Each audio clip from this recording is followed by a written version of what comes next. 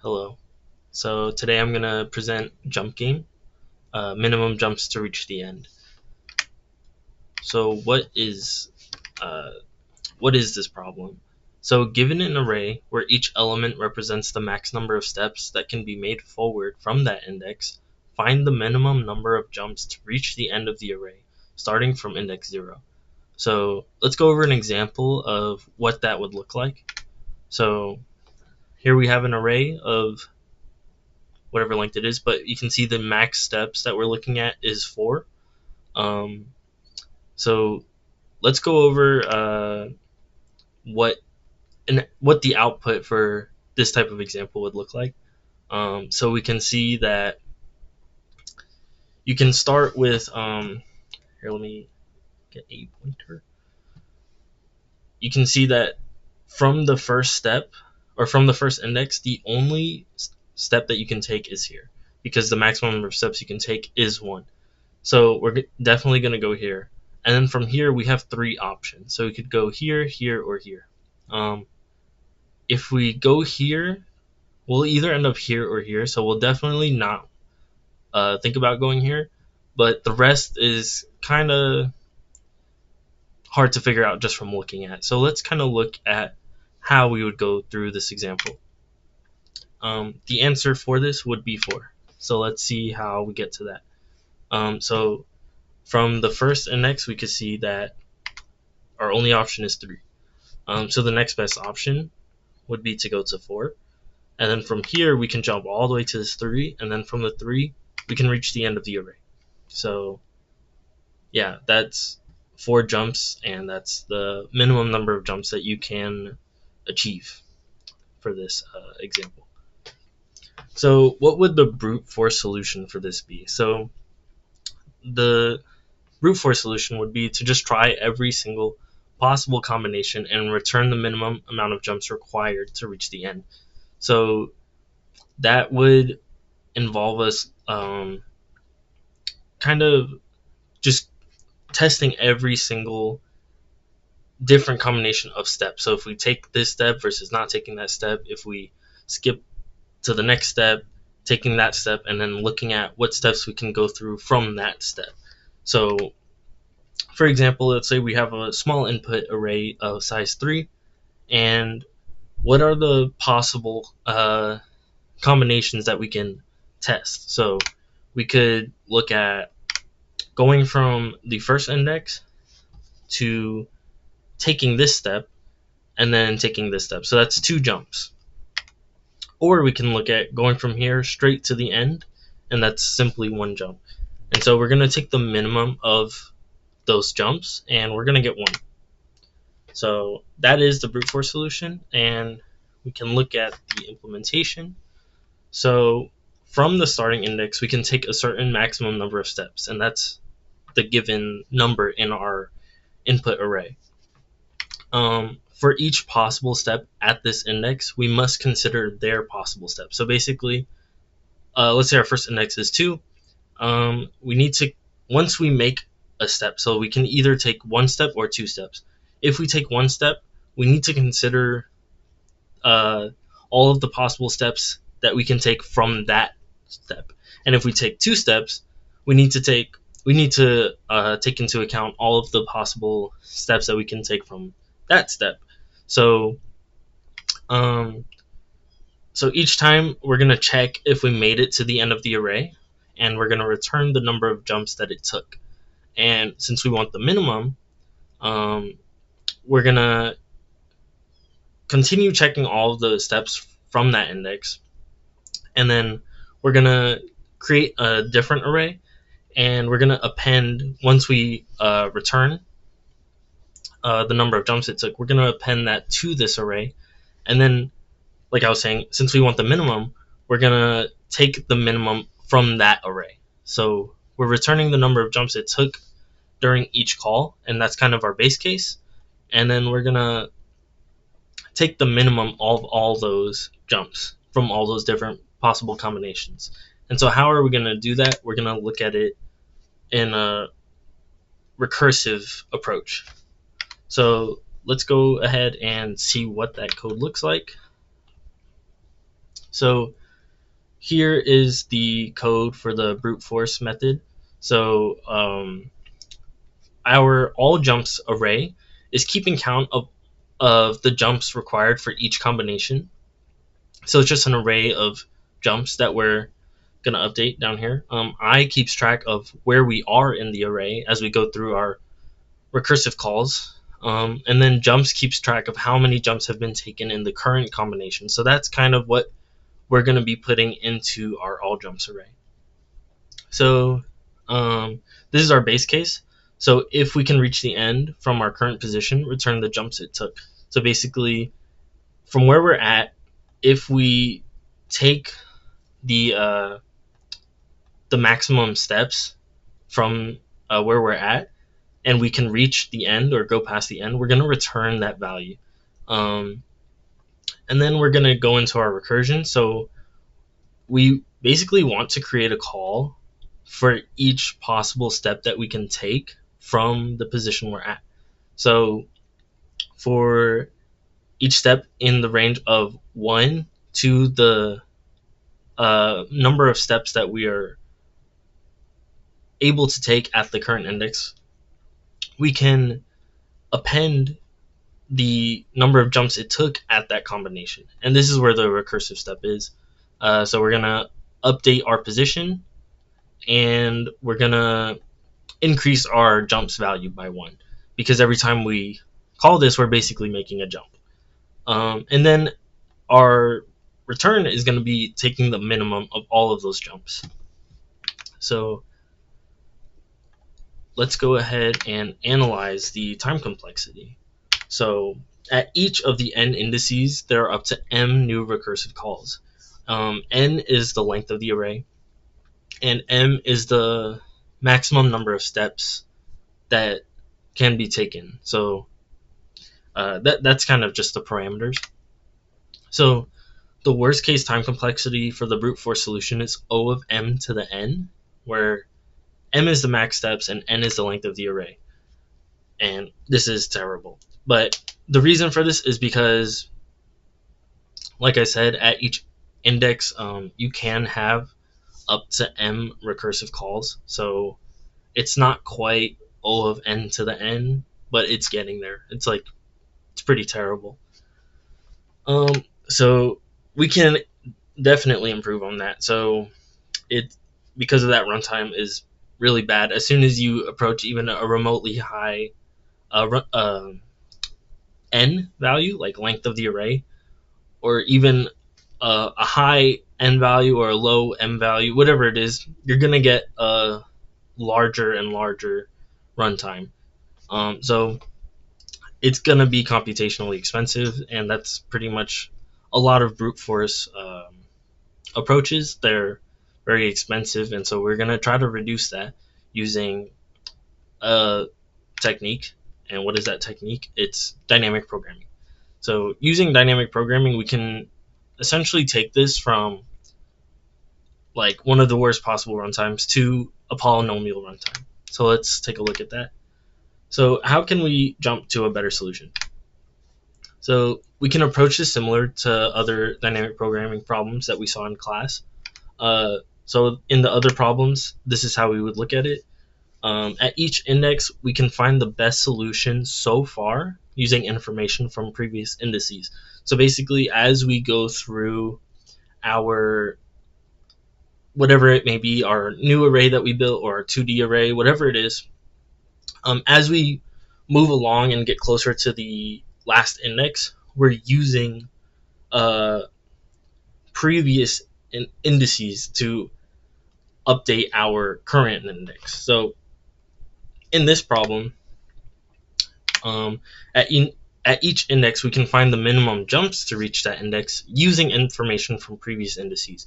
And that previous information is what is the minimum jumps it took to get to a certain index. So if you know the minimum jumps that it took to get to one index, you can use that and essentially say, we took that many jumps to get there. Using one more jump, we can get to this index if it's within the max steps of that index. So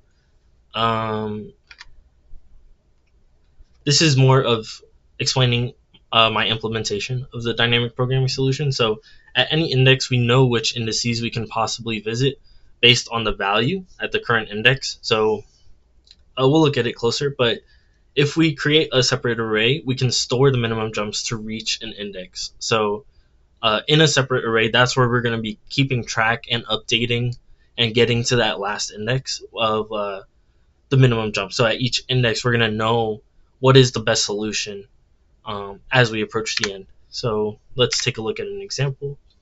So we'll start by initializing a new array where we're going to fill it with zeros. And then we're going to start looping through all of the elements in our input array. So let's kind of run through it like at the first iteration and the second iteration of a loop. So at I equals 0, the minimum jumps to reach it is 0. So basically, you don't need to jump if you're already at the first index. So the minimum jumps to reach the first index is 0. So we're going to update our DPI to be 0, but it was already 0. So there's not going to be an update there. But since the array at the 0th index is 1, then we know that the minimum steps for the next one element is going to be whatever is here plus 1. So we have 0 here because it takes 0 steps to get here.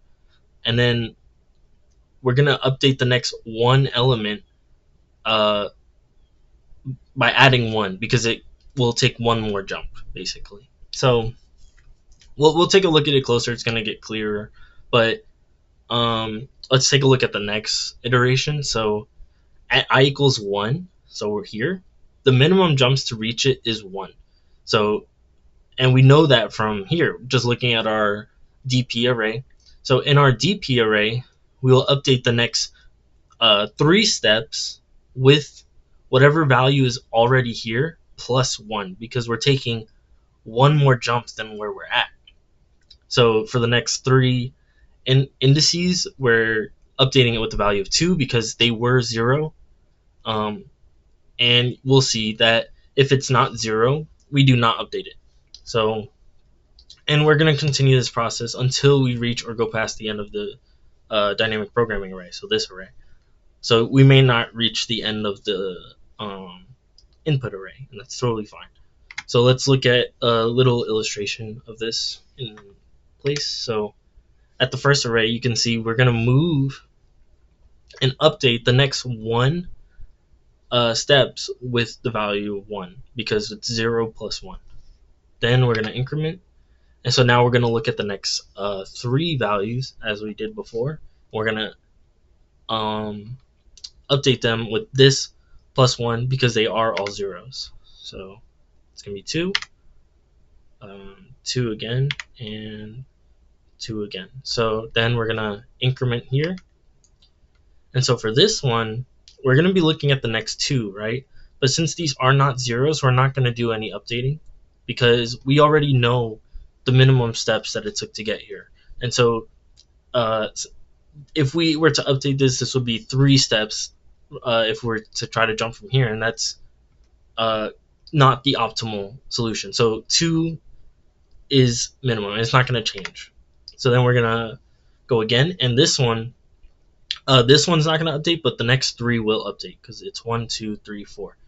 And it's going to update with whatever value is here plus 1.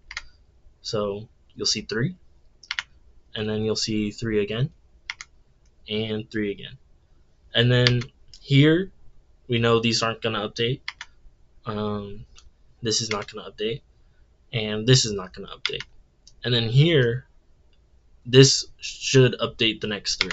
So this plus 1, right? So this gets to 4, this gets to 4, and this gets to 4. So this is a much prettier solution, much easier to track, and costs way less runtime. And then you can be at peace with your runtime.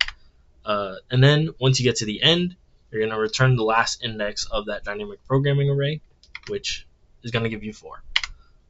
So let's go over to VS Code again and see what this looks like. So we're going to start by initializing an array of zeros, and then we're going to loop through the input array. And so at each index, we're going to update the steps ahead in the dynamic programming array. It's like I showed you in that illustration where for the step for each step in the max steps at that index, if we reached or passed the end, we're going to return this last value. And then we'll only update the value if it is 0, like I showed you before, since anything else would already be the minimum. So if where we're at plus the step is 0, then we're going to increment that by where we're at, the minimum that we're already at, plus 1, because we're making another jump. And then if we haven't already, we're going to return that last index, which is the minimum. So let's go back. So what is the time complexity of this? So we can kind of think about this like what is the worst case. So the worst case for this solution is if the first index has a value of n-1, like if it has max steps of n-1, the next index has a value of n-2, and so on, where n is the length of the input array. So basically, the worst case is where at each index, it will take you to right before the last index. And so you're kind of having to keep making computations until you get to that last one where you will end up at the last index. And so at that point, you're going to have made for each index, you're going to have made like n-1, n-2, n-3 computations, which is going to lead to an O of n squared runtime. So that is the runtime of this dynamic programming solution, and it's significantly better because we achieved a polynomial runtime. So let's compare them. As we saw just now, that we got an O of n squared runtime compared to the brute force runtime of O of m to the n. So I coded a couple things that I'd like to show to see how the parameters affects the runtime, and we can look at some graphs. So let's go ahead to here, and we can run this test case where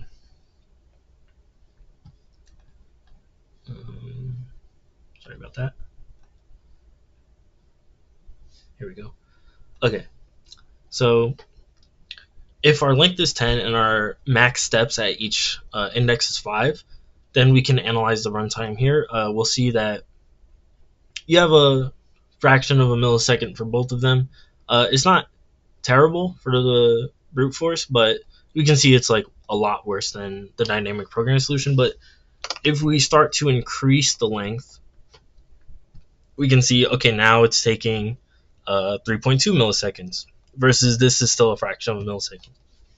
And then if we barely increase it to 5 or by 5 to 20, which isn't much of an increase, we'll see it's taking a lot longer. So we're at almost 3 seconds, whereas this has stayed just about the same, basically the same.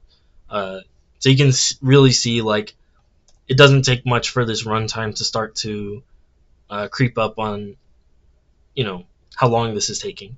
And so if I were to run it for even 25, this will take forever, as I was testing in my free time. And then we can look at some graphs here. So let me go ahead and run this one more time. So this is 20 different test cases from 0 to 20, and so that we can analyze how the runtime increases for the varying lengths from a length of 1 to a length of 20. So while they have a similar shape, we have to look at the time it took, and the scale of our y-axis. So we, at the very most, we're still at a fraction of a millisecond. Whereas over here, we're at a quarter of a second. We're peaking here. So as this is going to go on to 25, 30, this is going to increase to seconds, minutes. This is going to stay within fractions of milliseconds. So yeah, let's go back to the PowerPoint.